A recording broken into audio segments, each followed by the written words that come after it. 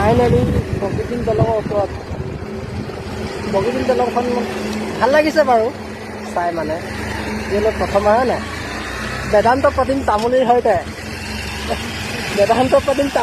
প্ৰথমবাৰ এই বগীবিল দলঙৰ ওপৰত আজি ভাল লাগিছে। যিহেতু বগীবিল দলঙৰ বিষয়ে বৰ বিশেষ নাজানো, কিন্তু কি 4.94 কিলোমিটাৰ আছে। আমি সম্পূৰ্ণ নগ'লোঁ, অলপমান লাহেকৈ থকা অলপ বতাহ দিছে বাৰু। আমি সম্পূৰ্ণ নগ'লোঁ, বাট আমি মাজৰ পৰা ঘূৰিলোঁ। এই বহুত দূৰ আছে, কিমান যাবি আৰু হয় নাই।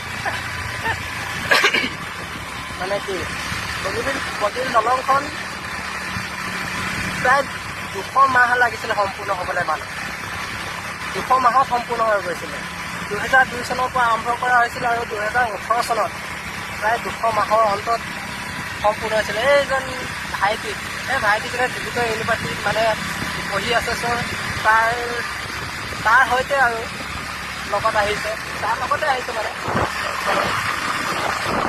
ভাল লাগিলে আৰু এদিনো নেদেখা বস্তু, মানে বহুত দিন আহিম বুলি ভাবি থকা, চাম বুলি ভাবি আছিলোঁ।